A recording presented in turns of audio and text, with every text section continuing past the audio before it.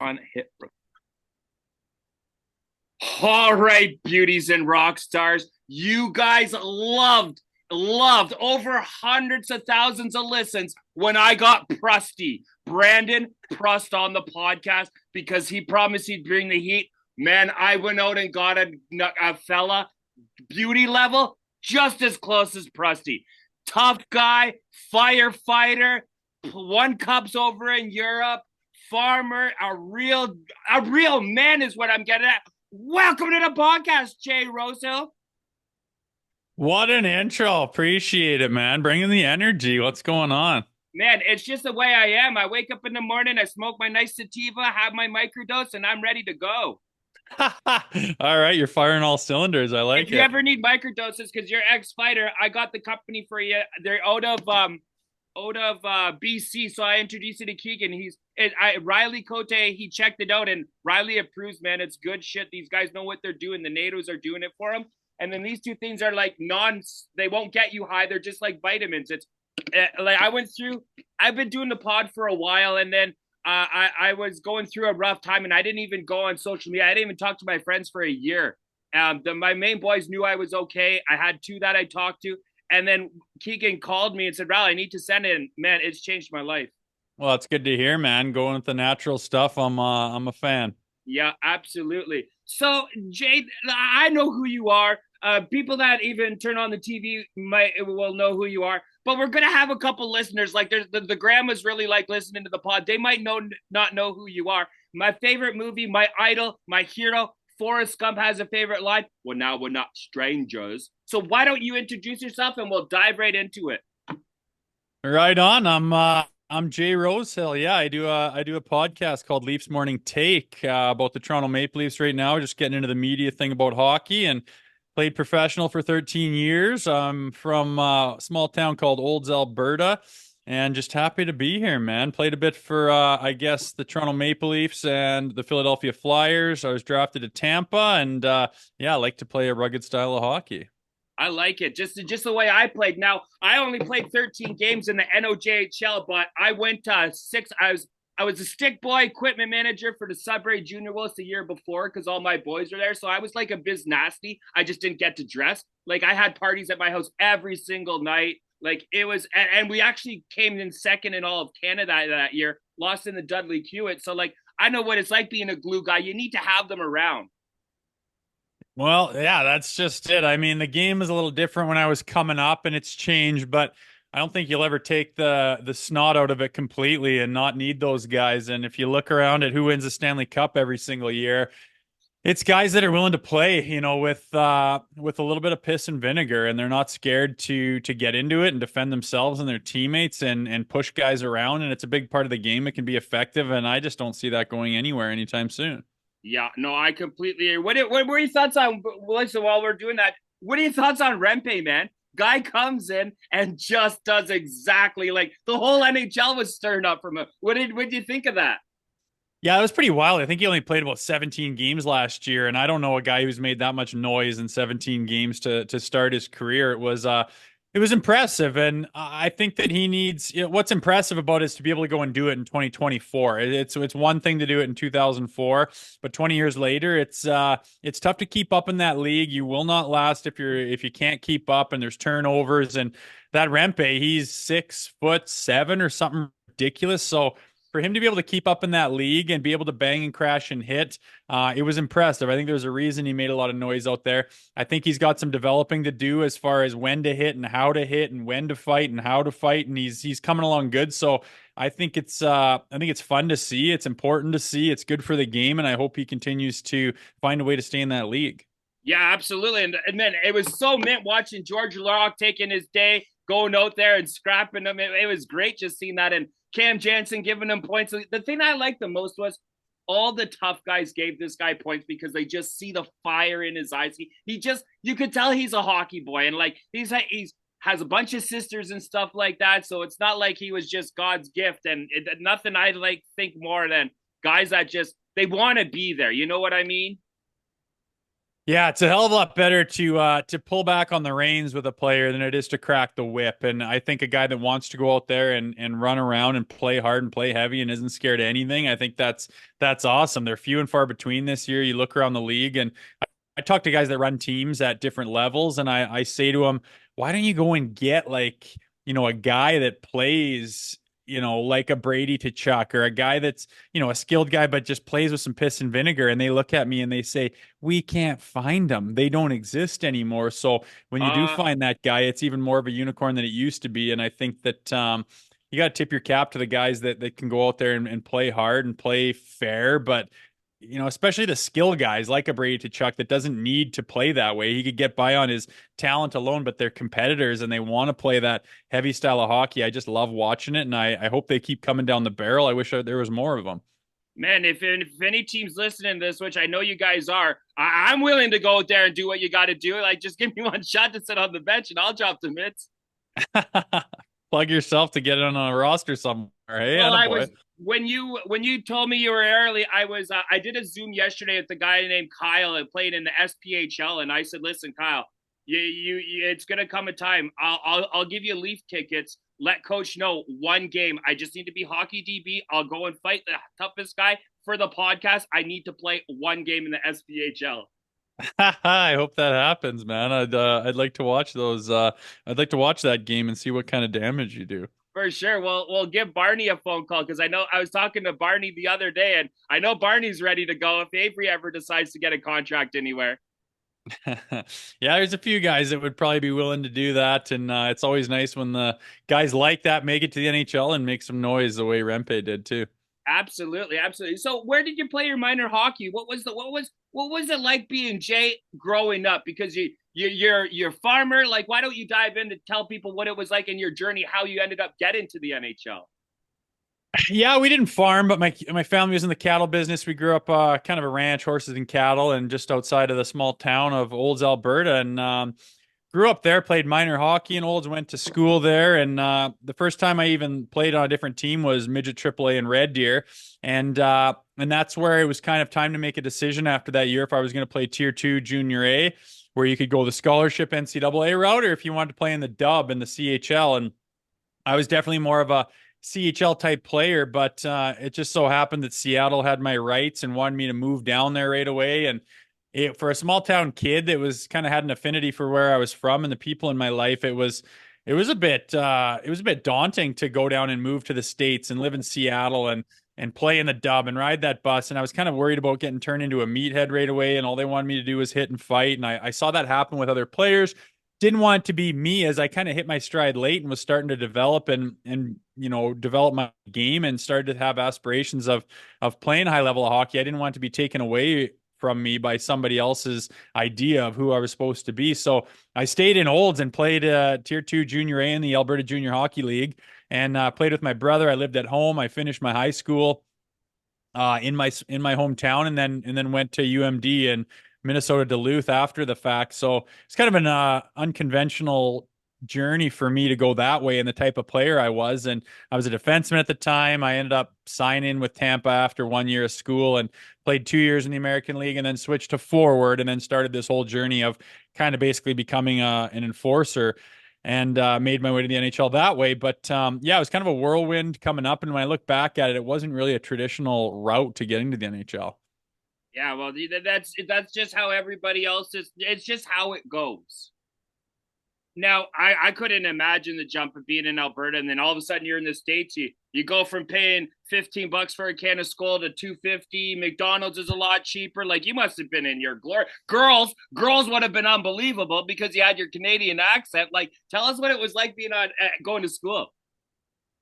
Yeah, it was pretty cool, man. I mean, UMD is a big program. They've won a bunch of national championships since, and they were doing damn good when I got there. So you're the big man on campus when you're wearing that jacket around. Everything else is Div 3 and you're Division 1 and playing in the WCHA and making a run at national championships and in the mix all the time. So it was very cool to get there and kind of all of a sudden you're part of a big program and yeah, you go out afterwards and you hit the bars and you go to the parties and your team's throwing the big parties and yeah, you're thrown right into it. It was an absolute blast. And I balancing school and hockey was kind of difficult. I was always thinking about, if you could ever just miss this school thing and only play hockey, wouldn't that be something? And lo and behold, the next year I was starting to do that for 13 or so years, which was pretty awesome. And it's a wicked program there in Minnesota. And yeah, it was my first look at the States. Trying to think if I'd even really been to the States other than fly downs before that, and I hadn't really, but certainly some differences from Canada. And yeah, like you say, things are cheaper, booze and chew and doing all that stuff is a little bit different. And I like the United States. They always treated me well. The people are good. I think the States gets a bad rap when they travel and when they leave their bubble of America, they tend to be out of their element, and they're a little bit loud about what's different and what they don't like because they're not comfortable in their home, and they get that kind of arrogant attitude and reputation. But when I was living in the States, by all accounts, the people down there were awesome, treated me well, and it was a pretty wicked experience living in all the different states that I managed to live in. That's just unreal. So college finishes. Then what happened? Did you go play in like AHL, or did you what went on once schooling was done? Were you coming down, and be like, oh shit, man, I only got another semester left, and like our season's almost over. What the hell am I gonna do for the rest of my life? Well, it was my freshman year, so I was fresh to it, and I liked junior, but I think I was leading the country in penalty minutes. I was just hitting everything that moved and just destroying kids really in that in the NCAA. It's like some of them didn't really know they were playing hit hockey, and I'd prayed to the penalty box quite a bit for chargings and roughings and boardings and all that shit, and it was fine and dandy. But I was like, what's the long-term plan here for 4 years of this? And Tampa, who had drafted me, was like, "Hey, we like that you played this and did some developing, but we're ready to get you in the pro ranks here," and offered me a contract that ultimately I couldn't turn down. School would always be there, but these contracts and offers wouldn't. So I jumped on it, went and started playing pro, and ended up in Springfield, Massachusetts, in the American Hockey League. Was first year was by all accounts. I mean, I was very green. I was pretty naive to how the whole thing worked. I just went out there and just tried to play my game. I think I tiptoed and played vanilla a little bit too much, trying to pay my dues and be courteous to the older veteran guys. And I should have just gone guns blazing in there and kind of did what I always did. But it took me a little while to develop. But my first year, I had the most success getting, I was a black ace at the end of the year. I got called up on paper, but didn't really end up playing a game, but certainly was looking like I was in Tampa's plans. And second year, they changed coaches in the American League, went from Dirk Graham to I don't even care what his name is, but he just buried me. He wanted nothing to do with me. He didn't want to play me. Tried to send me to the coast a bunch. Wanted just literally just buried my confidence like you wouldn't believe. And it was basically switch to forward because I'd played some forward in my minor hockey days, or else go play in the coast. And they put me up at forward, and I ran around, forechecked, got in the goalie's face, hit everybody, and that just turned into automatic fights in that league at that point in time. And just I wouldn't say no. I wouldn't turn down a scrap. I'd do what I needed to do and scrapped whoever needed to be scrapped. And then all of a sudden I'm looked at as a heavyweight before I knew it. And I played 2 years at forward, and that year at the end of that second year of forward, I got traded to the Toronto Maple Leafs and signed a 2-year deal with them and was on the opening night roster that very next fall playing for the Maple Leafs. So things kind of happened fast there, but it was nice to get out of an organization, a coach that wanted nothing to do with me, and go somewhere where I was needed and valued at some degree. In when you played for Norfolk in 2007, 2008, man, that's when you hit 194 penalty minutes. Were you going every other game? Because then you did it 2 years later, you jumped up to 221. Yeah, and I mean, look at that year. I got traded to the Marlies after that to finish off the season. I ended up with 275, I think, that season, and I think I was leading the league with fights. I had 34 fights or something that season, and was going back and forth with a couple of guys. But yeah, it was kind of a whirlwind, man. Like I get in 3 fights in one game, and just scrapping all the time. Just the way the league was, it was a bit of a gong show. Guys are running around, guys are FUing each other and calling on the bench, and you wouldn't stand for that. You'd go grab him and try to put him in his place. And it just seemed automatic. It was what you did. My hands were all fucked up, and you get your head on your pillows here. You got bumps and lumps all over your head, and it was just a whirlwind. I remember my dad kind of calling down saying, "What the hell is going on down there?" Every time he looks at the stats sheet, I'm in quite a few fights, and you rack up 35 in a season pretty quick. And it just was what it was. I wanted to get out of the organization. I wanted to shove it up my coach's ass to say, I'm going to leave this place and I'm going to do something that you don't have control of. And Just really wanted to make a name for myself and get the hell out of the situation I was in where I truly felt buried under this coach and in this organization. I wasn't really in their plans. So it was just out of necessity that I just put my head down, my ass up, and just did everything I possibly could to make some noise in the hockey world. I love it. So you're playing with the Leafs. You gotta give us a Phil Kessel story. What was it like having Phil Kessel in the locker room? Oh, Phil, he's just nonstop, man. He loves to complain, but he kind of does it with a smirk. He knows he's being a bitch, and he likes to be lazy and drag his feet around and wear his sloppy clothes and his sweatpants in public and just doesn't really give a shit about a whole lot. He's just like, let me know when the game starts and I'll turn it on. And it's unbelievable. Like he's like in the shower, you look at him, he's got these little pin needles, pipe cleaners for legs, but this big milk bag of a body. The trainers are always trying to get him to eat better and have a nutrition plan and get in the gym, and he just doesn't give a shit about that stuff. But then you give him a puck on his stick and he just fucking pulls away from everyone. He just takes off. Like there's no anatomical reason why that guy should be able to skate that fast and have that body, but it's just one of those freaks of nature things. And he turns it on. He's got stupid talent. I would watch him shoot the puck, and he was ahead of the game with his hockey sticks. He would use, I don't know what flex they were exactly, but that thing would just flex, and everyone else is using like 90 to 100 plus flex sticks. Yeah. Not like nowadays guys are using 70s. He was using those low flex sticks, and he would just, his release was so fast. And he was kind of a consummate 30-goal scorer at the time, and he was impressive to watch. It was too funny to see how high end of an athlete he was on the ice, and then how opposite of that he was off the ice. It made everyone laugh constantly. I love it. Were you there when Randy Carlyle was the coach? Yeah, he was there. I was there when Randy got brought in. So so I heard stories. A couple of boys told me just like Randy, shut up, like Phil jumping on the weight, like having to get weighted. I'm not fucking weighing in here. Yeah. Yeah, I mean, first thing Randy did when he got there was weird. We had a practice and he bag skated the shit out of us. And then I think we had one game, one road trip, and we came back and we're stretching in the middle after a hard practice. And he starts pulling something out of his tracksuit pocket, a piece of paper, and he starts rattling off all these amounts of liquor. And it was this much beer, this much wine, this much Captain Morgan's, this much vodka, this much rye. And we're all going, what the hell is this? And it was like he went back to the stewardesses and said, can I get the log for the inventory on the booze for this trip? And it was like, fucking, he's like, that's it for booze on the plane until you guys start winning. Who do you think you are drinking that much after a loss and all this stuff? And at the time we're like, okay, Randy. And then it was kind of funny because the next trip, there's no booze on the plane, and everyone's overnight bag is rattling and jingling the glass bottles in there because we're grown men. We were gonna do what we wanted. But yeah, Randy came in, and as soon as they announced his name, I thought it was going to be. I hoped it would be Dallas Eakins, who was lighting it up as a phenomenal coach in the American League for the Marlies, and Brian Burke went with his boy.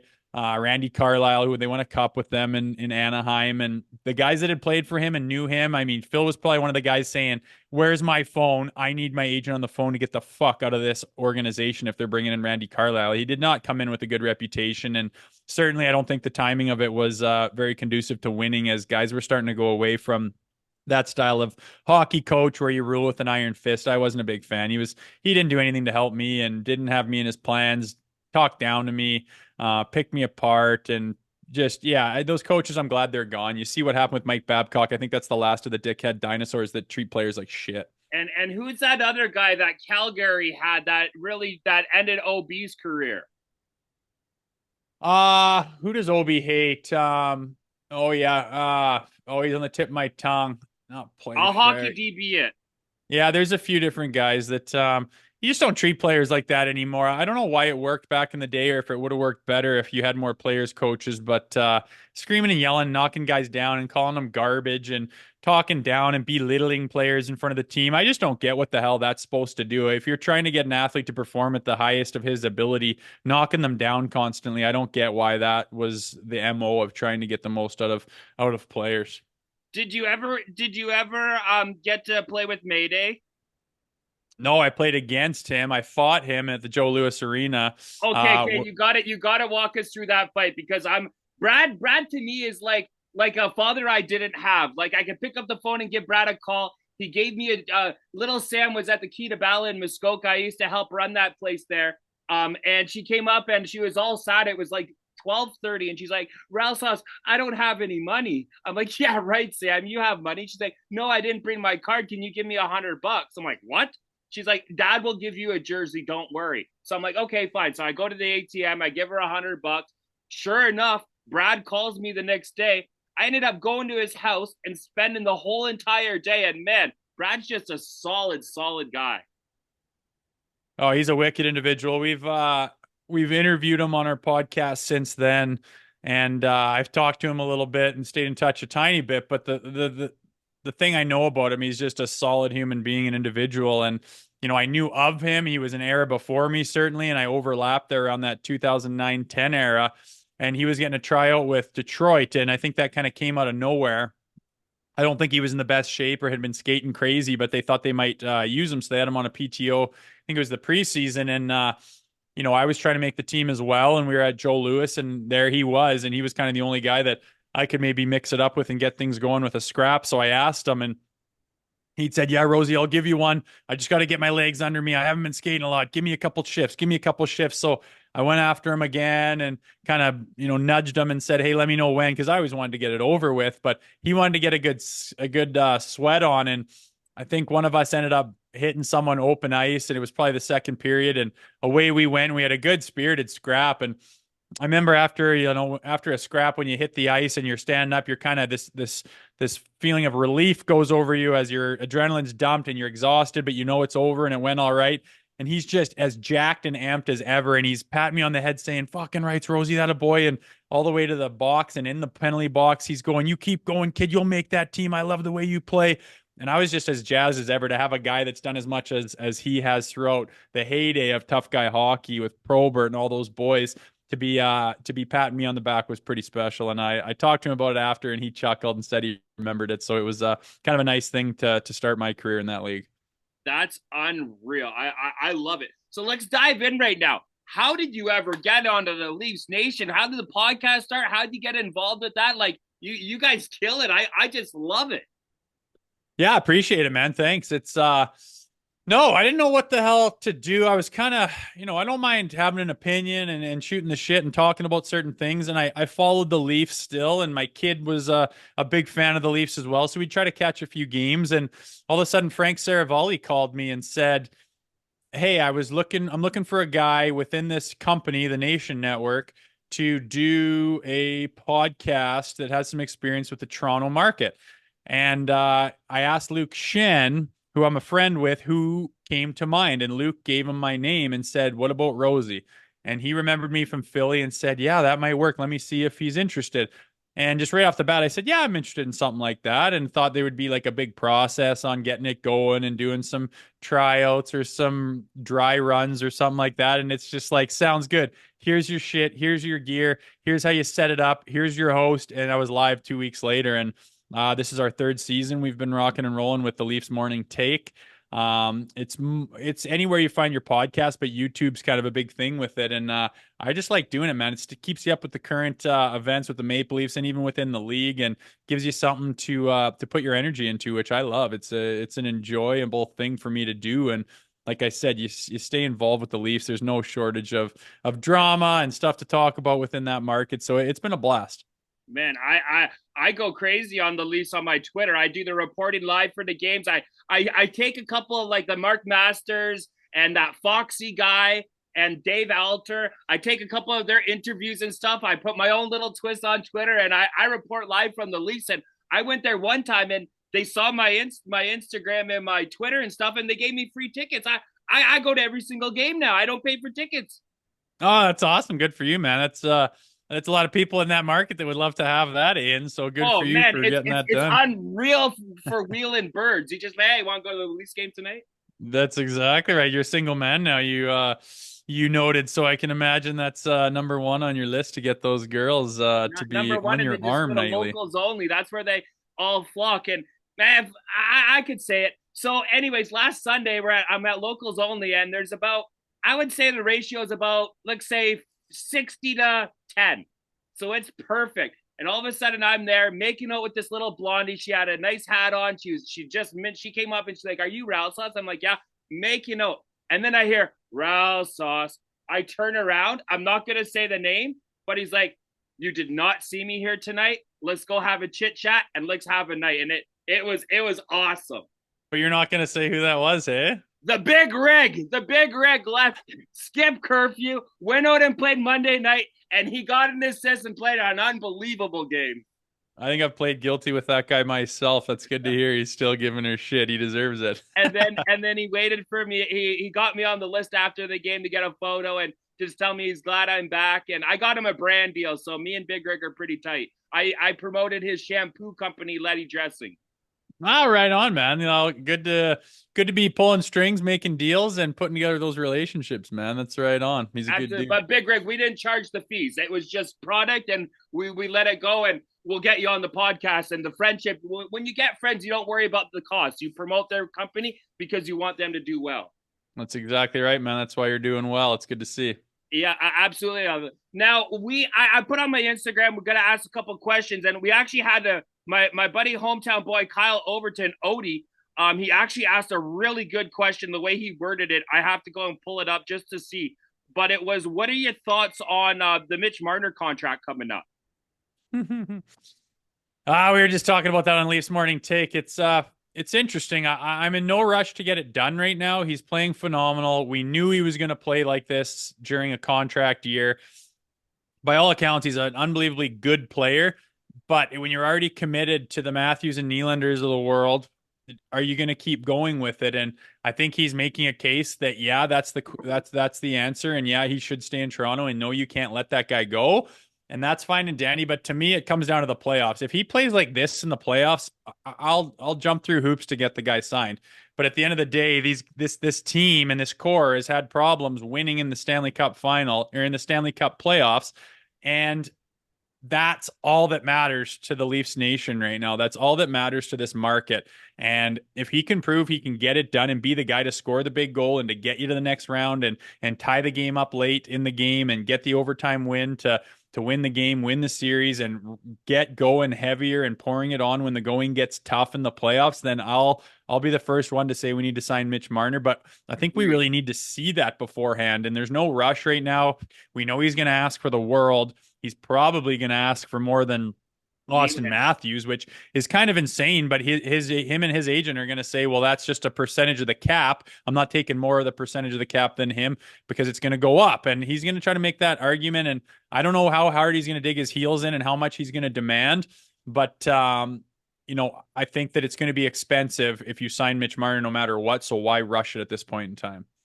Completely understand. And me and Mitchie, he blocked me on the Instagram because we hooked him up at the Key to Bala, and we don't do any kind of bottle service, nothing. We gave him a private suite, and the security guard, Rocket, he hooked it up. And anyways, Mitchie left the bar, $700 bar tab. He skipped on us.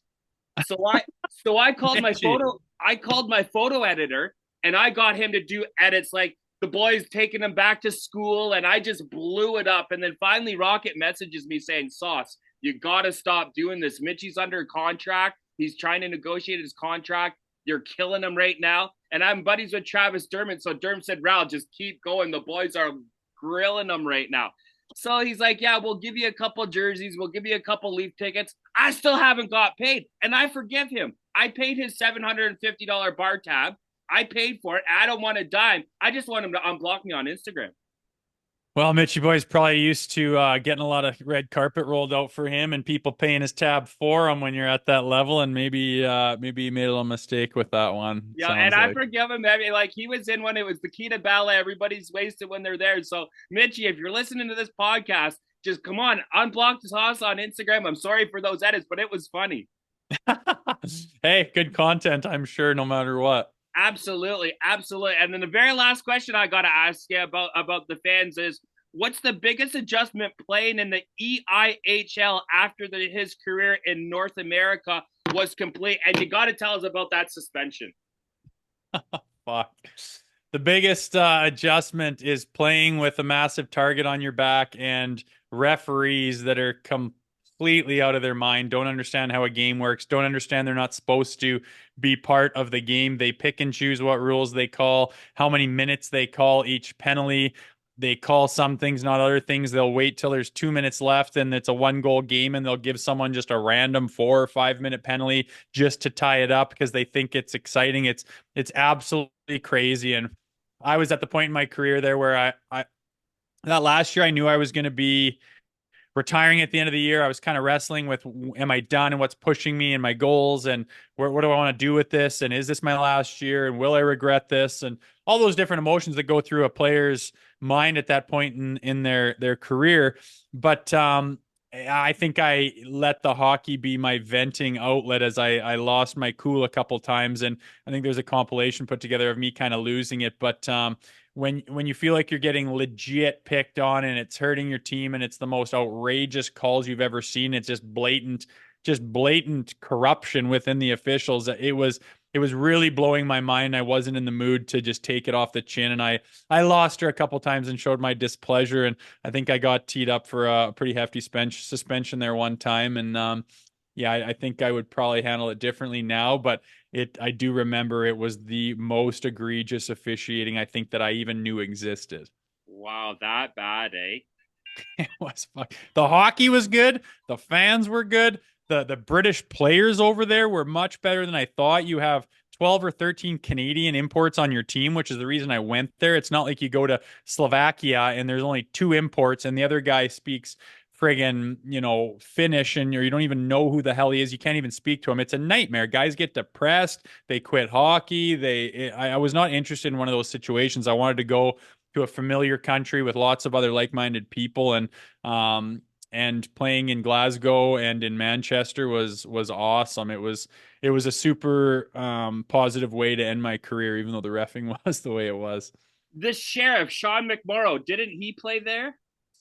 Not when I played there. McGrattan was there when I was there, Oh, but I think he Gratz, did. what a beauty he is. If you run through the players that have gone through that league at the end of their careers and during lockouts, it's a never-ending list. There's lots of guys that have ran through that league.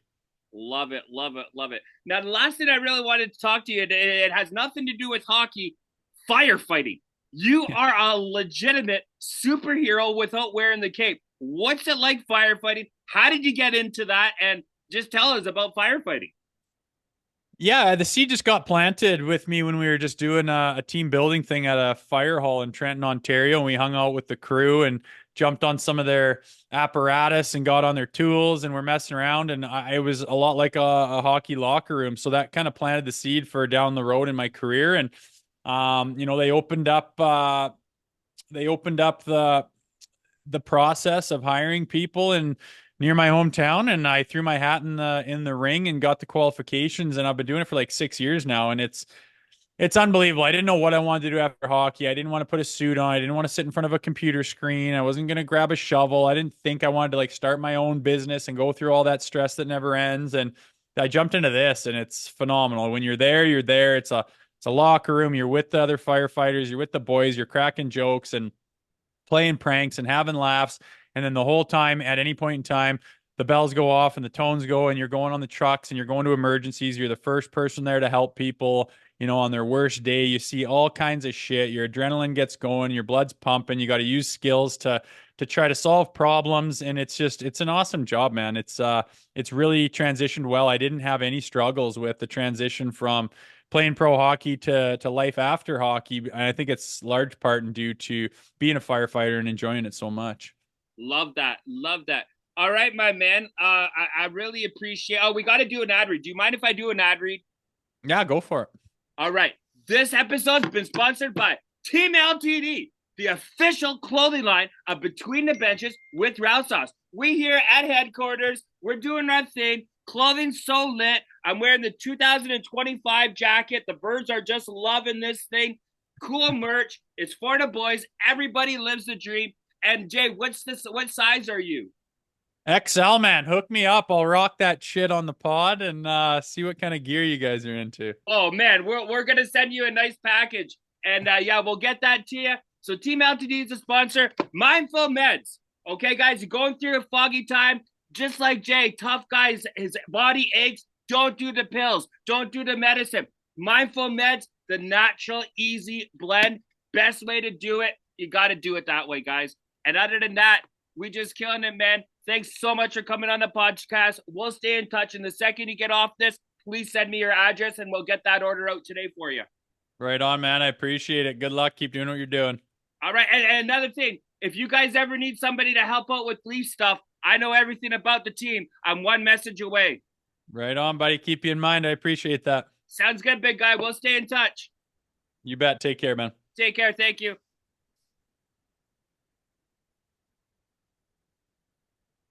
All right, man. That was sick. Right on, dude. Appreciate it. All right. Yeah, just send me your Addy and I'll get that sent out today. Okay, cool. What is that mushroom stuff you're taking? So the Happy Days is simple. It's agaquasca, cordyceps, lion's mane, holy basil, and black pepper. So nothing gets you high. And then I take the cordyceps one. This is for athletes. It gives you like a boost and stuff like that. And then I like to stick with the 350 milligrams of microdosing. So you take one of those in the morning. They have them from 50, 100, 200. It all depends on what you want to do. A good microdose for a day if you want to function and stuff is about 200. But a guy like me that's got to be creative, have better ideas, I stick to the 350. And if I want to have a good night with no hangovers, I'll take 700. I'll take 2 of them at the bar and you won't have a hangover when you wake up in the morning. Yeah, shit. That seems pretty interesting, man. I'm gonna get on some of that stuff. I've had some before and it's gone now, but I've been looking for a spot to get into some new shit. I'll send the intro right after the pod to the owner and he would be happy to send you out some samples. Okay, cool, man. I appreciate it. All right. Take care, big guy. Thanks, dude. I'll send you my address. Thanks, dude. I'll take care. We'll talk to you soon. Sounds good. Bye-bye. Bye.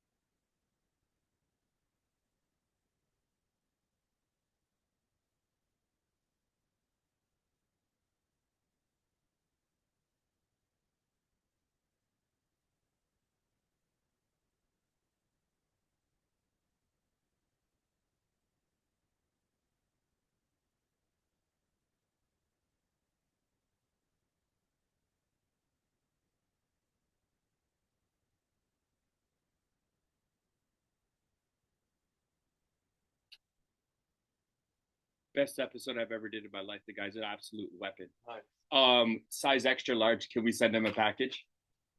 Maybe. He said, man, that stuff is really good. Okay. Yeah. Okay.